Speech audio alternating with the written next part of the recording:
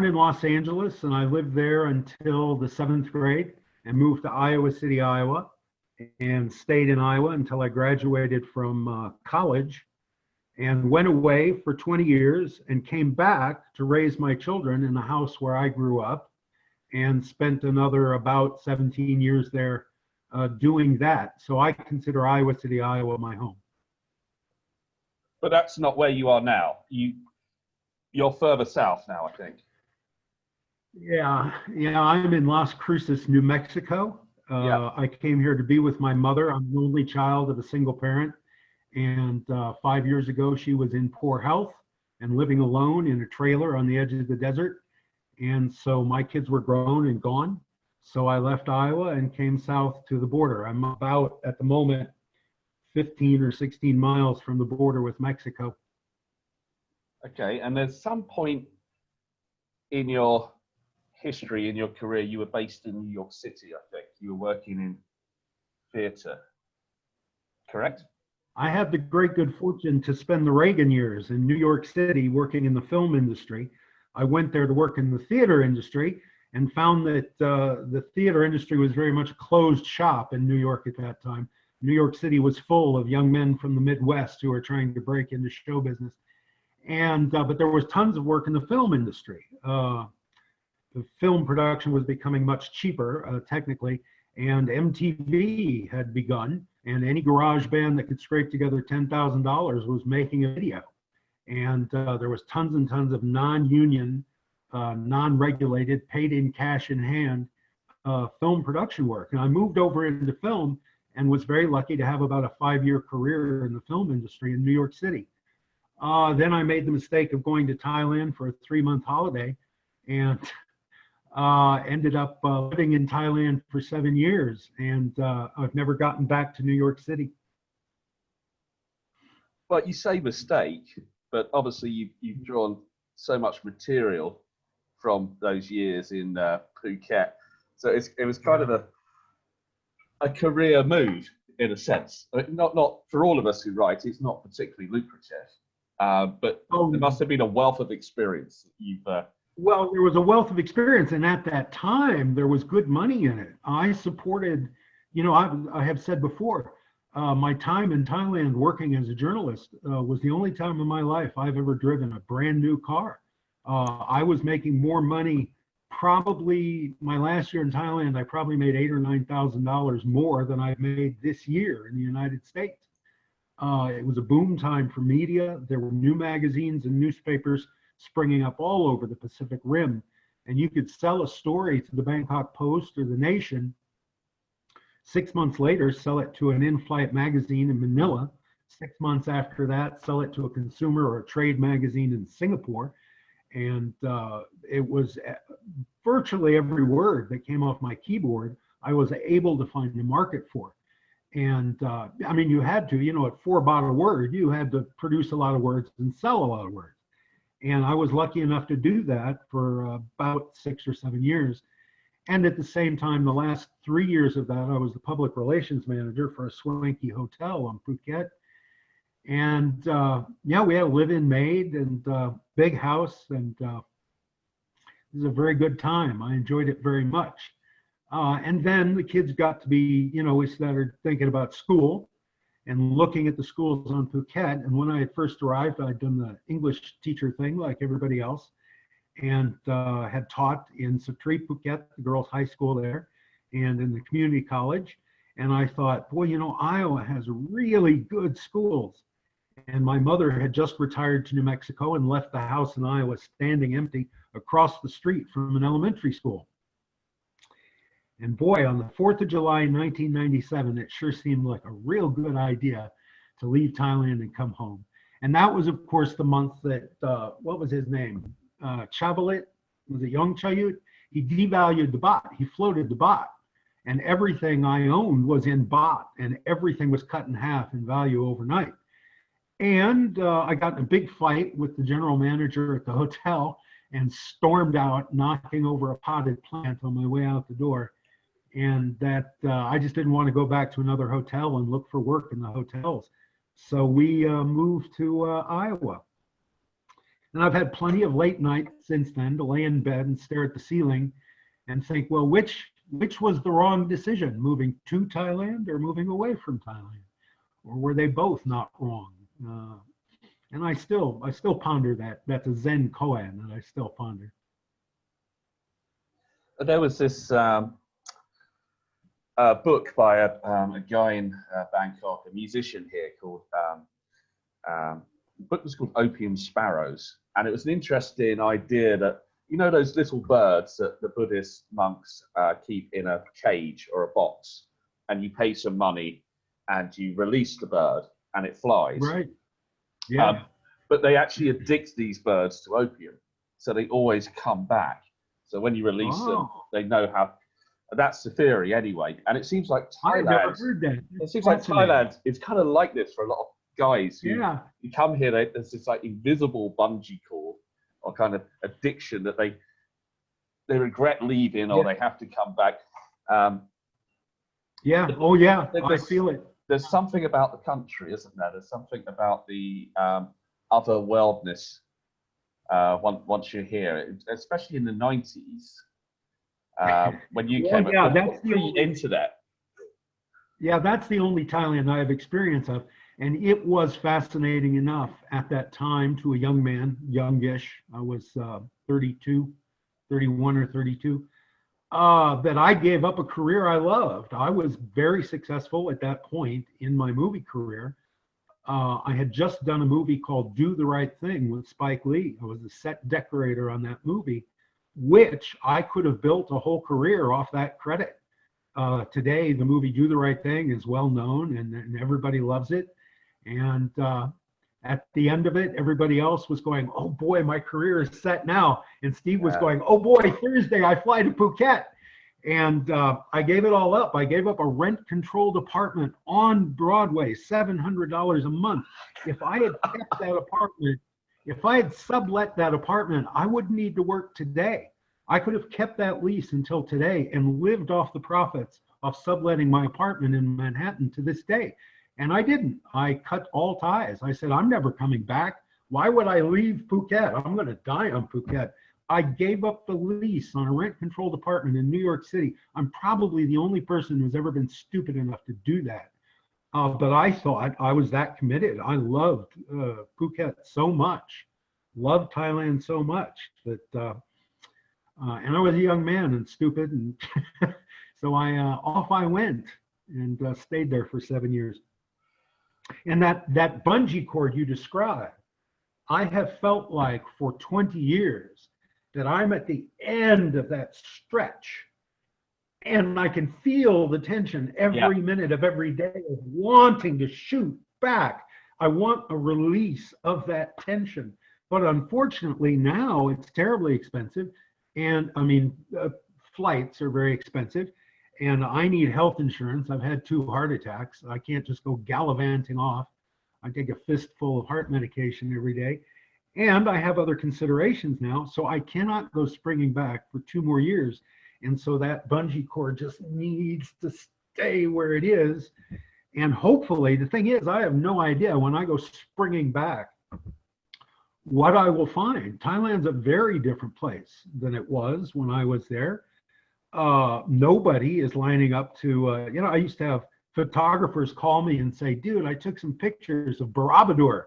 Can you pump out 5,000 words about Borobudur, and we'll sell these pictures to a syndicate, and they'll appear in newspaper travel sections in Australia and New Zealand, and you'll make some money. Can you just pump out 5,000 words about Borobudur?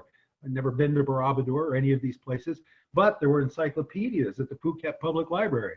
And so I'd go down and research and pump out an article. Well, nobody is doing that now. Nobody is going to call me up and say, Steve, can you provide photos? I have an agent, I have a client. That's not happening. Like you say, it's all vlogs now.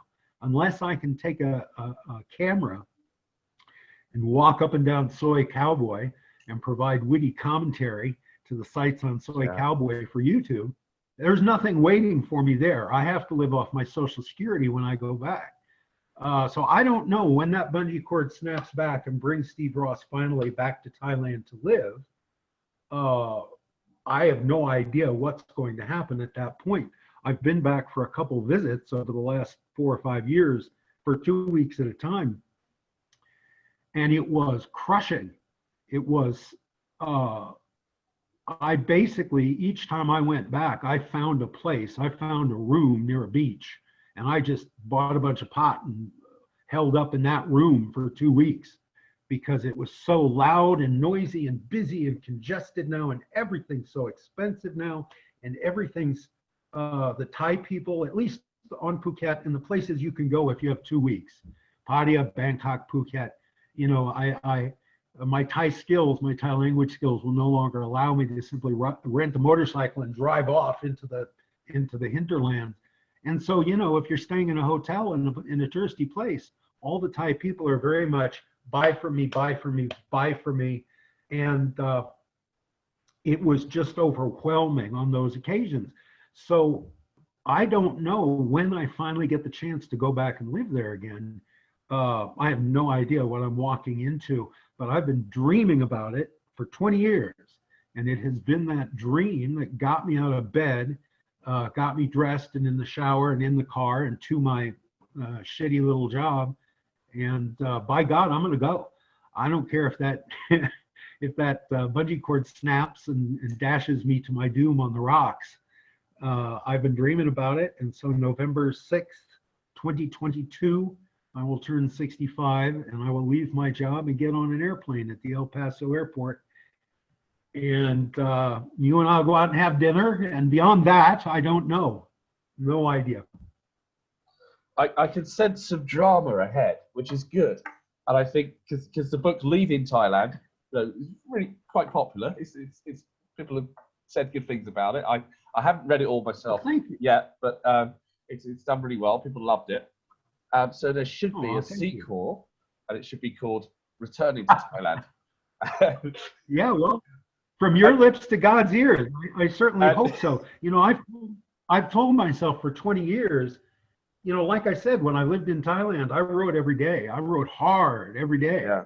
And I sold everything I wrote. And as soon as I came back to America, that just stopped. I stopped being creative. I stopped being able to write anything. And I have told myself for 20 years, if I can get back to Thailand, get settled in a room, have my restaurant where I go, have my places where I go, have my routine, stay there longer than 2 weeks so I can get over the jet lag, I'll be able to write again. I've been telling myself that for 20 years. And of course, I have a great fear that I will get there and sit frozen over the keyboard and not be able to write anything. But I'm hoping, I'm hoping more than one book comes out. I'm hoping I live long enough to, you know, write a couple good things. And thank you very much for your comments about Leaving Thailand. There's 30 years of writing in that book. The oldest story in it was written for Alan Abraham at Living in Thailand magazine in 1993. That is the first essay in the book. And the last essay in the book was written in Pattaya in August of 2019. So I remember words in that book. That's the walking Yeah. street. Yeah. So there's 30 years of writing in that book. I hope the best writing of 30 years. It has some good reviews on Amazon, for which I'm very grateful. It's not selling in such a way that I can buy a new computer so that I can do Zoom calls more efficiently. But it's flattering to me that the people who read it, for the most part, tend to like it. No book will ever be liked by everybody. And the people who haven't liked it or haven't liked parts of it, because like I said, it spans 30 years of writing. So you can either say the writing is very uneven, or you can say that Steve took risks at different times in his writing career. He did different things, tried different things. If you're being generous, if you're not being generous, then you say, yeah, well, the first half I liked very much and the last half I didn't like so much. But for the most part, it has been well received. And my previous books were fairly well received. My first two books, I was told back in the early 2000s that you couldn't walk down the beach at Kata Beach in Phuket without seeing somebody under an umbrella reading one of my books. I was never there to see that. But that's what I was told. So it has not done as well as that. Those first two books, people were still reading books, I guess, in Yeah. 2005, 2006. And now I suppose they're staring at their phones and you have no idea what they're looking at. But yeah, I appreciate your kind words, and I appreciate the kind words on Amazon and Goodreads that other readers have left for it. And I'm proud of it. I like it very much. And uh, the cover of it is very good. I think it's by a man named David Squires, and who produces magazines for a living. And I very much like the cover of that book as well.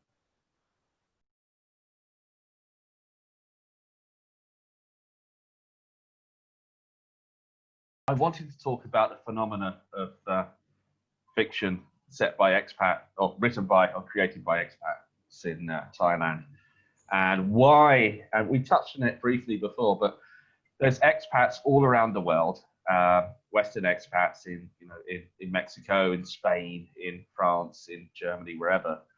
But why is there just so much content, or so many books being published, and why does it find a readership in this part of the world? What's your thoughts on that? Because it is huge. It's a phenomenon. Yeah, I don't know. I don't read about any place else, so I don't know what's being written about Turkey or Uzbekistan at the moment. I have a very good friend named David Lita who writes fiction and journalism about Mexico, and he's lived in Mexico City since the 90s. But I don't know who else is writing about in English about Mexico. I mentioned in that essay that you mentioned, The Same River Twice, that as I am sitting there making my notes in English, there's probably a guy making notes in Persian or Mandarin or something. And I don't know what's being written about Thailand in Mandarin at the moment. So I don't know, but it does feel like there's a glut of books written by Farang expats about Thailand at the moment, or for the past 20 years. And I don't know if there's something in the water that creates that. If there's, we have this feeling coming from the West. We land in Thailand, and it feels like we've landed in a place with no rules, where we have absolute freedom. It's a libertarian's paradise. You can do anything you want, which of course is a fallacy, because it's one of the most locked down, rigidly controlled places on the planet. Don't point with your feet, don't touch somebody's head, yada, yada, yada. There's rules for everything. And but we have this feeling as Westerners arriving there, anything is possible. I've always had a secret dream to be a writer, which everybody has. Everybody wants to be a movie director. Everybody wants to be a writer. Everyone wants to be a painter or a sculptor when they're touring the Louvre. And so maybe there's this feeling of possibility. I can reinvent myself here as an artist of some kind, as a writer, as a filmmaker, as a painter. And I can, you walk into a bar and say, "Hi, I'm Steve Rosse. I'm a writer." Nobody in that bar is going to say, "No, Steve, you're a medical transcriptionist. You're not a writer." There's nobody there who's going to call you out. So you can be that. And now you can create a prop in Amazon. You can create a book with your name on the cover. And so perhaps it is wish fulfillment. It's a place that gives you the feeling that anything is possible, therefore you can be this thing you've always wanted to be. Maybe that's part of it. Maybe it is that in Thailand, we Farang are actually welcomed into the society to a deeper level than perhaps we are in Saudi Arabia or Russia or who knows where. Coming as an outsider, people tend to put up their walls and maybe not share the most intimate things with you. But in Thailand, no, you can make a connection with somebody very quickly, and they'll take you to their home, and they'll introduce you to their family, and they'll teach you how to sit on the floor and eat dinner without getting dinner all down your shirt. Maybe it's that. Maybe there is something about the place that allows us a more intimate access into it. I don't know. And again, you're asking someone who hasn't been there in 20 years, except for brief visits. So my opinions are probably not the most authoritative on the subject.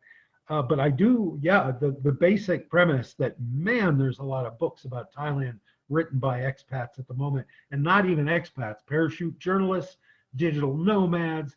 But I assume it's even bigger on YouTube. You know, you put the word Thailand into the search bar in YouTube, and brum, there's a million guys out there walking around with a GoPro.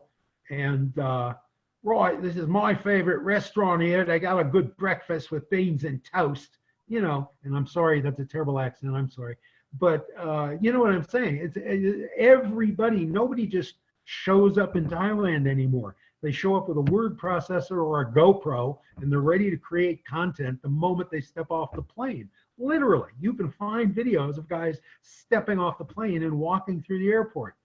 And maybe that's happening in Uzbekistan, and I'm just not aware of it. But it certainly feels like everybody and his brothers got something to say about the expat experience in Thailand, and they either put it into a novel or an essay or a blog, if people still look at blogs, or a vlog, and they express themselves. And as a liberal arts major, I have to say that's a very good thing. We want people to express themselves. Art is a very civilizing influence on society and on our individual lives. So yeah, I encourage anybody, you know, sit down and write about your experiences.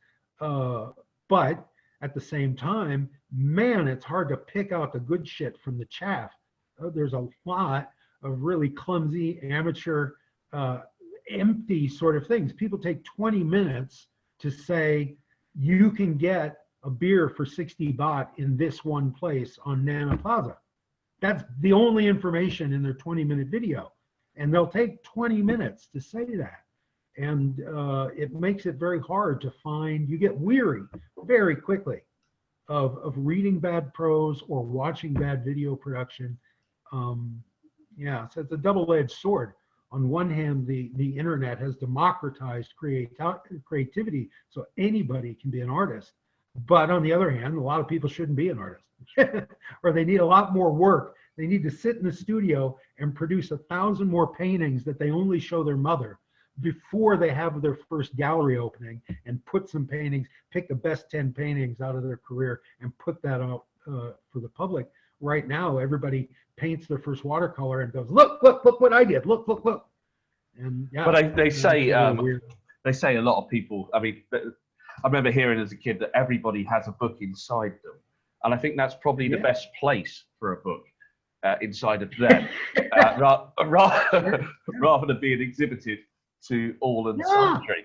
But then going back to Thailand, it's like there's something about the decadence of theatre, or the theatre of decadence, which my theory is, if you look at like Paris in the 20s, or even Tangiers in the 50s, or New York in the 70s, they're all quite decadent kind of societies run by impoverished people that were creating, and Bangkok, particularly around like the red night areas, seemed to be an interesting place to like gather information and create.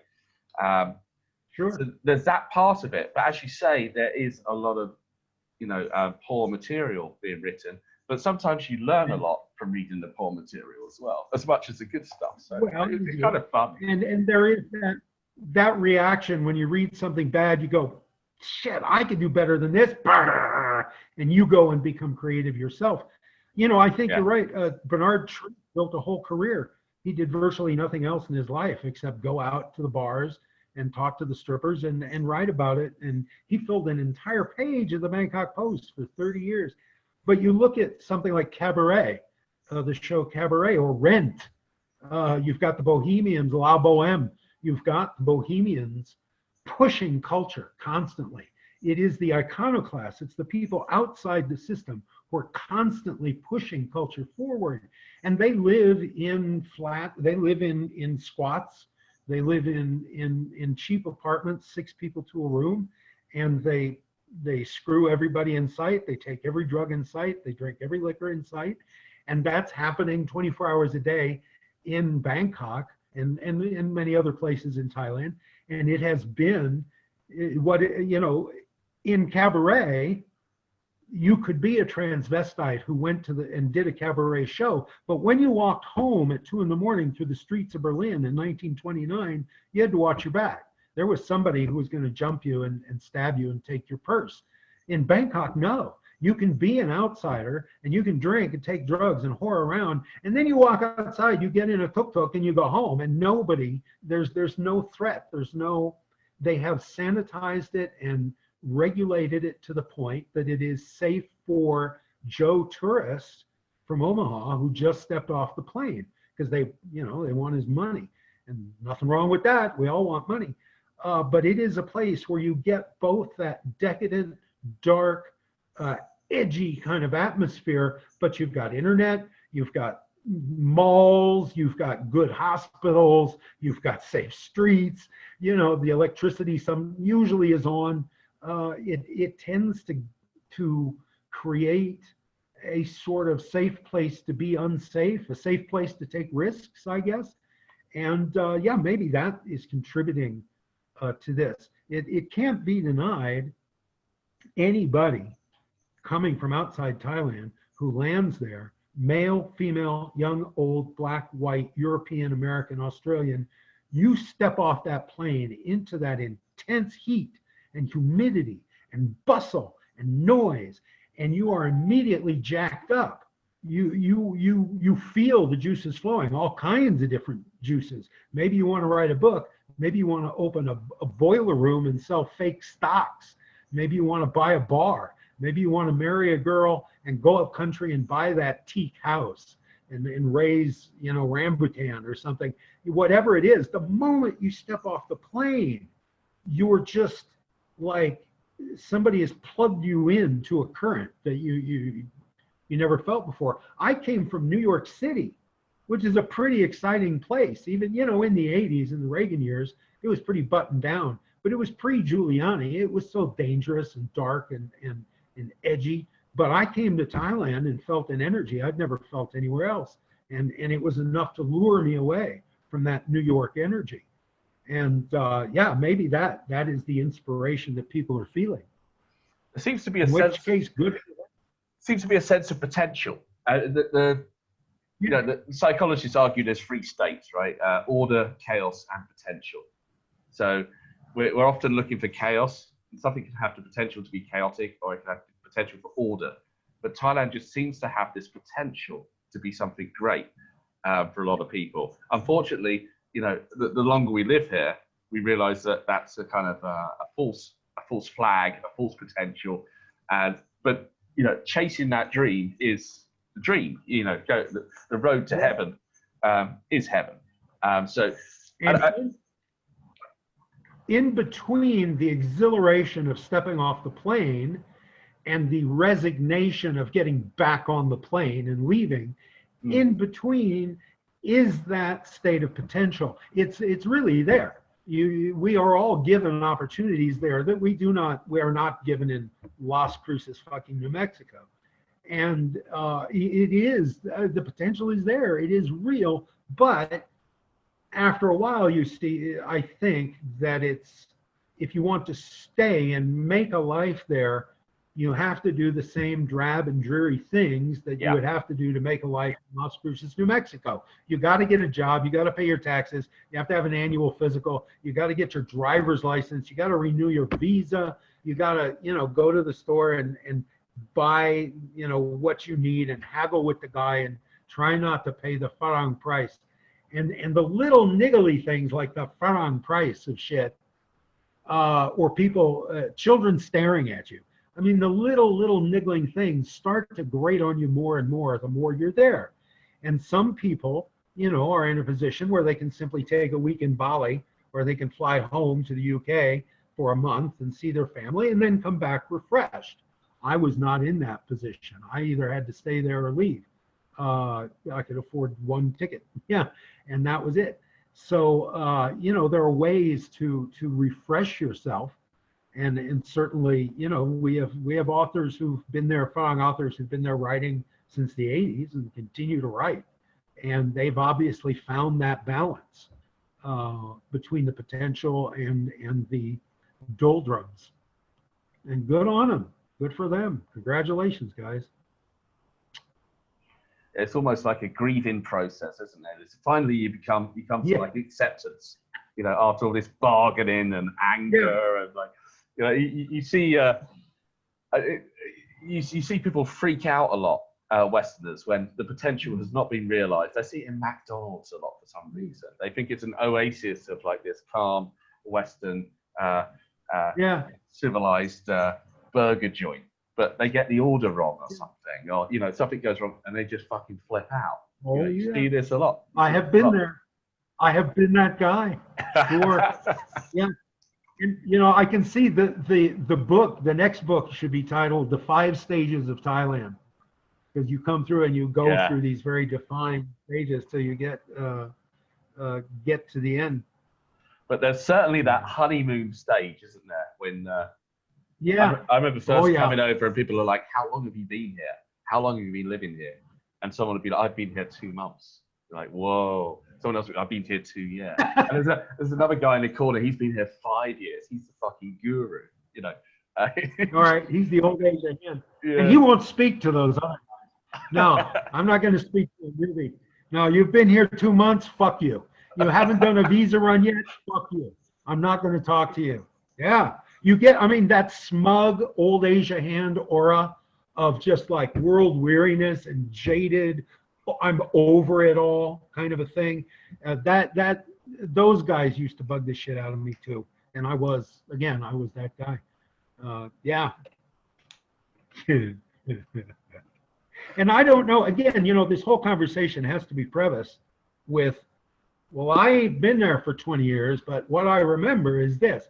I don't know if what I'm saying now will have any relevance to someone like you who's been there and knows what modern Thailand is. But there is that process that and you there are the guys who, in that heady 5-minute honeymoon period, when they first step off the plane, they marry the girl. Yeah. They buy the acres of land up in Isan. They put everything in her name. They move all their money over from the UK.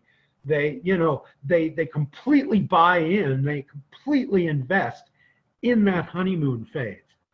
And then you meet them 2 years down the line, and they're desperate. Actually, I sat down last time I was there. I went to Nana Plaza and had a meal in an outdoor restaurant on the street. And this old guy sat down next to me, this old Farang guy. And he had tape holding his glasses together right here. And his shirt had obviously, he was wearing like a floral luau shirt, but it had been washed 10 million times and hung in the sun to dry. So it had that faded tropical kind of, it was all saggy and baggy, you know, and the guy had to be 75. And we got to talking, as you do, sitting next to another Farang. And he told me that he had been there, he lived in Yasuton, and he had been there for 15 years. And he had done that thing. He had married the girl, he had bought the land, he'd moved up to Isan. And he only came back to Bangkok when he had a medical appointment. And I thought for sure he was going to tell me he was there to get his fucking glasses fixed, but he didn't. He was there for something with dental, I think. And he was telling me the story. And I said, well, what do you do in Yasuton? He said, well, I spend all my time. I have one air-conditioned room in my house, and it's my room, and nobody else goes in that room. My wife doesn't go in that room. Her goddamn relatives don't go in that room. And I sit in that room, and I watch movies, and I look at YouTube, and that's what I do. And I thought, fuck, dude, you do a visa run? Yeah, you are a prisoner. Yourself. Yes, you're a prisoner in paradise. What the fuck, dude? That's somebody who you know has had that internal conversation a million times. All right, is this the thing that's going to push me over the edge? Is this the McDonald's mistaken order that is going to get me to buy the fucking ticket and go home and say fuck you to this place?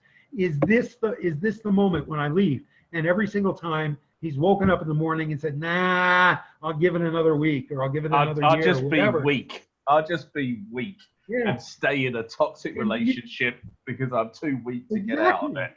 Yeah. Well, and because I've invested everything. You know, I don't have anything back in the UK anymore. I don't have anything back in America. My family, I haven't seen my family in 15 years. I don't have any investments. I brought everything over here.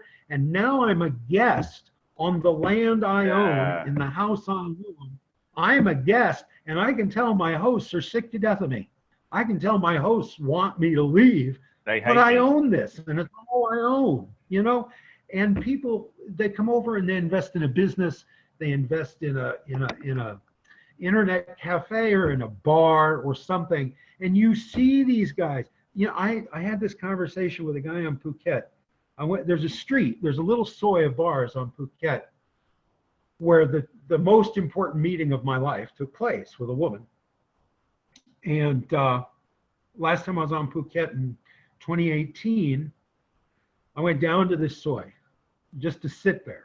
You know, the earth has moved through the universe 1 billion miles since then, but that street of bars still feels like the same place. All the bars have changed their name, of course. It's a little gravel soy, just a lane wide. But I went and I sat in a bar that exists in the spot where that bar existed, where I met this woman. And there was this Irish guy there, old guy, got to be in his 70s, and an old Thai woman behind the bar. And he's sitting out in the front of the bar. He's the greeter. And this is a dingy place. This is a rundown, dreary. The toilet didn't work. You had to go across the street to the 7-Eleven and buy a candy bar to use a toilet. You know, I mean, everything was, the women working in this place were not the classiest dames on the block. But it was, I needed to sit and have a drink there because that's where it was 30 years ago I met this woman. So I'm sitting there and this Irish guy engages me in conversation, you know, which is his job. And yeah, he owns the bar and he's been here for 20 years and blah, blah, blah, blah, blah. And we talk and he's telling me all these stories, you know, all the grand stories these guys tell you in the bar. And I've done this in my life, I've done that in my life, and I met this guy and I screwed this woman and blah, blah, blah. But 20 years ago, I came here and I met this woman and I bought this bar and I've been here ever since. And he's been shot, shows me the bullet hole on his leg where he got shot in a business dispute. And I got up to leave. I had my drink and I got up to leave. I said, thank you. And he points at the wall and he says, yeah, and that's me, mate. That's me right there. And I look at the wall and there's this nice framed photo of this guy and the old woman behind the bar when they're like in the early 20s and they're on a little step through motorcycle on a bar soy on Phuket. They look gorgeous. And the photo was taken roughly about the time that I had met that woman in that bar. So at the same time that photo was taken of those two gorgeous people, I was on that street being gorgeous myself. And it hit me emotionally and psychologically, that moment, that instant when he pointed across the room at that picture. And I went back to my hotel room and sat on the balcony smoking pot until the sun came up, looking out at the ocean. And I think it's, you know, moments like that that's where inspiration comes from. I would love to someday write a story about those two people. And I think that's, you know, there are tens of thousands of guys and gals like that who have those stories that are encapsulated in photographs. And yeah, we're a little tribe, I guess. Yeah,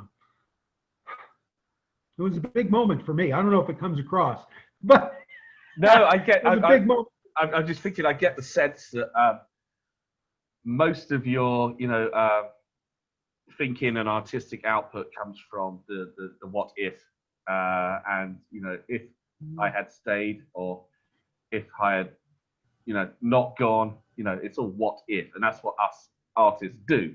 We concentrate with the what if this happened, what if that happened. Yeah, and all of it for me, you know, the process of writing used to be a very technical thing for me. Coming out of the academic environment, I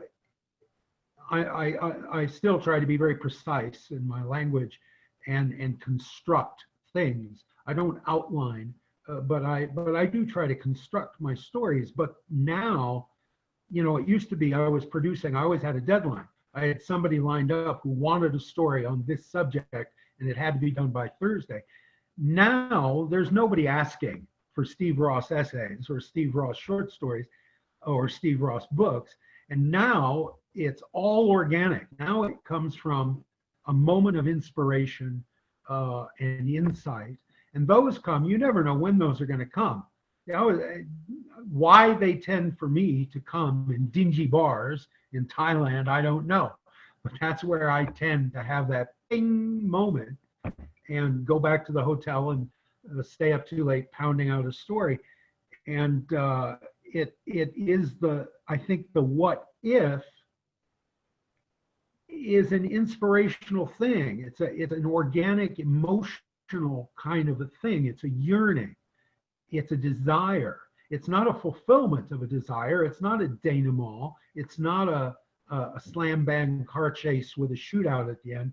It's a moment where your soul is kind of spinning and off balance, and the whole world kind of opens up, and you feel a kinship to 8 billion other human beings on the planet, and you want to find something that you share with those 8 billion people.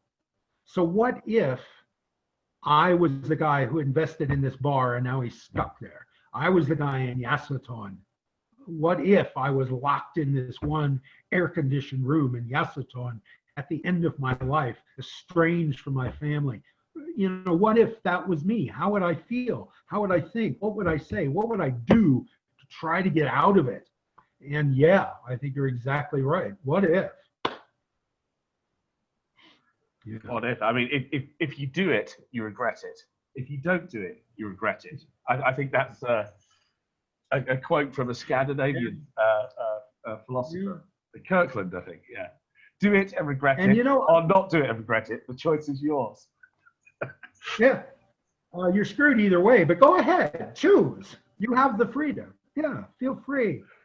Yeah, and I think it's and some people don't have a choice. I mean, that's the thing. Some people do not have a choice.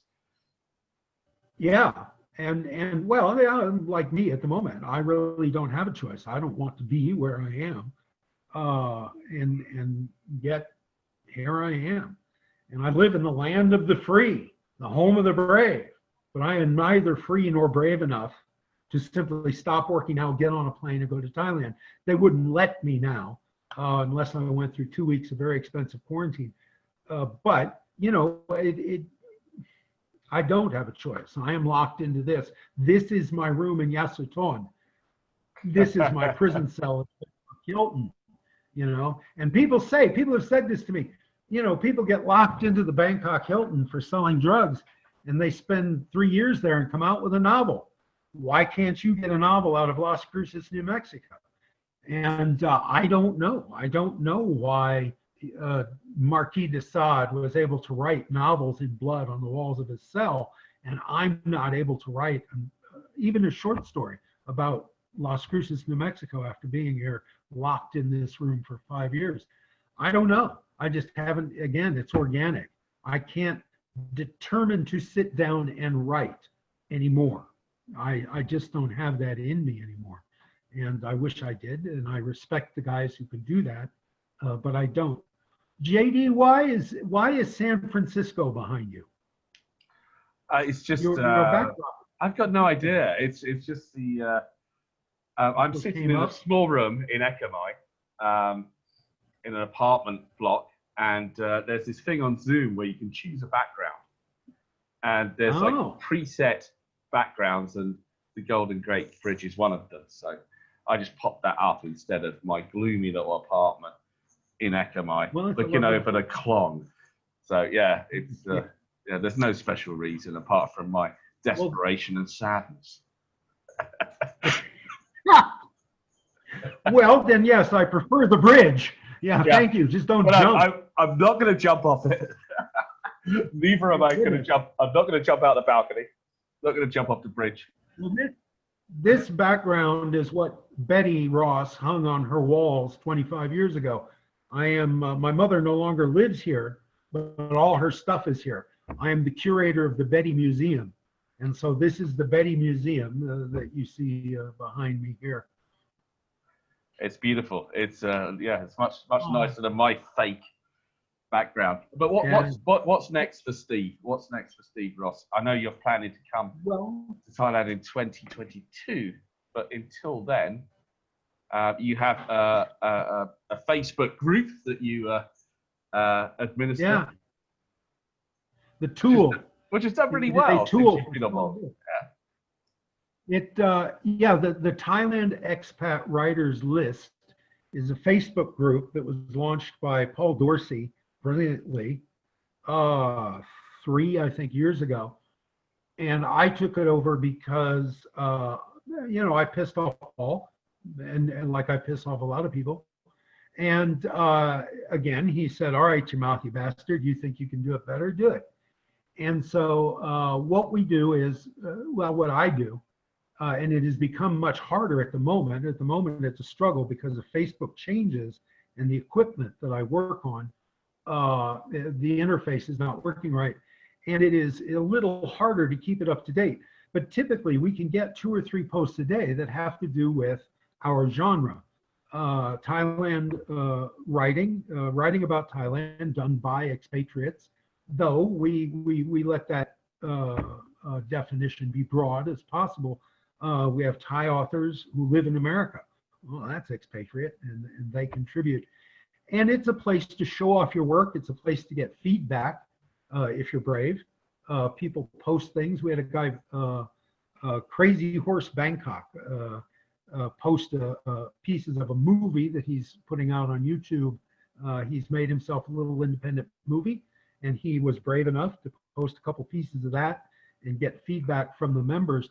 There are a little over 500 members at the moment, and all of them at least read. It is not a requirement that you write or produce film, but it is a requirement that you be interested in this genre. And I think we have some good discussions that go on. I've met a lot of very interesting people, and it's a way to, if you are one of these people like myself or yourself, who is currently self-publishing in this environment, it's a way to do that selling thing without feeling debased and cheapened, and to do it in a forum that is free, I think, and open. People tend to feel, at least reading the comments, people tend to feel free to write what they think and what they like and don't like. And it's a lot of fun. I'm required to sit in front of a computer for 8 hours a day.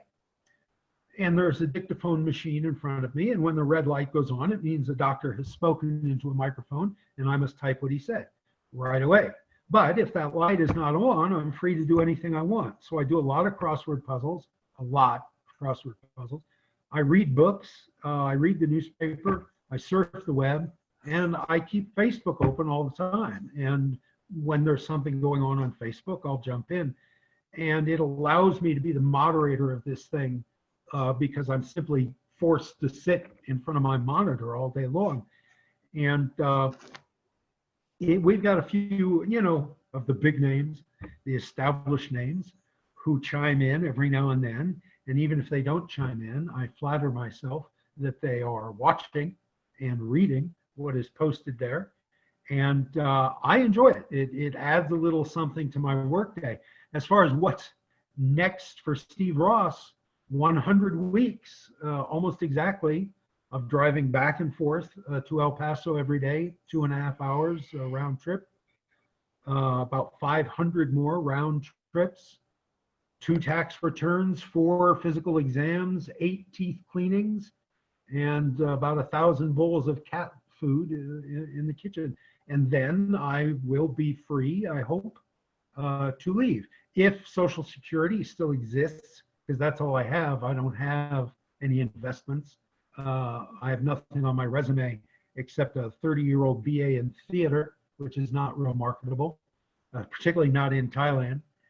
And if Social Security still exists, I should be able to go back to Thailand, get a retirement visa, and eat, get a cheap bungalow, eat fried rice and bottled water every day, and maybe eat for free at the temple in the last few days before my dividend check comes in. And we'll see. That is the plan. That has been the plan for 20 years. I have never tried to come up with another plan. And I don't know how it's going to work. Thailand is very different today. I'm very different today. The media landscape is very different today. And whether or not that dream is realizable, I don't know. But I am very anxious to get these 500 round trips to El Paso and back out of the way so that I can give it a shot and see what happens. I'm in a much more tenuous position. The first time I went, I had Reagan dollars in my pocket. I was a young, healthy man. I was ambitious. I was bright. I was strong. And now I'm none of those things. And what happens to this cranky old fart when he goes back?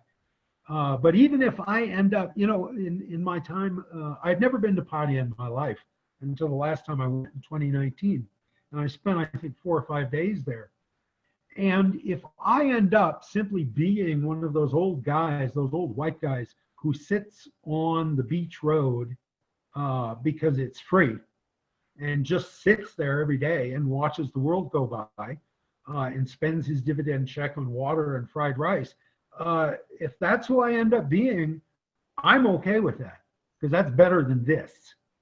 And I think I owe it to that young Steve Rosse.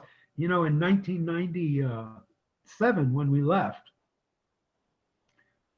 I promised myself that I was going to come back, and I meant it.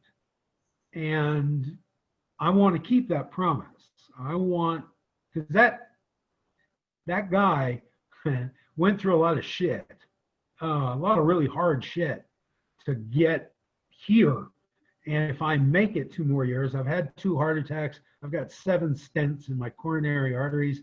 I got a prostate that's this big. Oh, you asked what's next. I was scheduled in February for a prostatectomy, and that got put off because of COVID. I'm scheduled to go to Thailand for a 2-week visit in February. That probably won't happen. So I will likely reschedule my prostatectomy for February. So that's something to look forward to. You going to Thailand this year, Steve? No, I'm going to have a big piece of my masculinity removed from my body. So there is that to look forward to. But that is, in terms of writing, I can't say whatever comes out will come out. I have no longer any control over my creativity, such as it is. But God willing, and the creek don't rise, November 6, 2022, I will get on a big airplane and make good on my promise to that kid back in 1997. Well, we look forward to it. We look forward to seeing you here in 20. You won't be grateful. God willing, I'm still here. I should be, I guess. God willing, we'll have dinner. JD will have dinner. We have. We'll have dinner in. We have fried rice and water on the street. Yeah. And get used to the life that's about to follow. All right. Okay, Steve. It's been an absolute pleasure. It's been lovely to catch up again. Thank you. I'm very flattered. Thank you. I know there are a lot of much bigger, more important writers you could have picked. Thank you. I'm very flattered and very pleased that you invited me, James. Thanks very much. Yep. Thanks for being on. It's been an absolute pleasure, and it's been great to see you. And I look forward to that bottle of water and fried rice on November 20. All right, man. Take care, brother. All Cheers. Right. Bye. Thank you.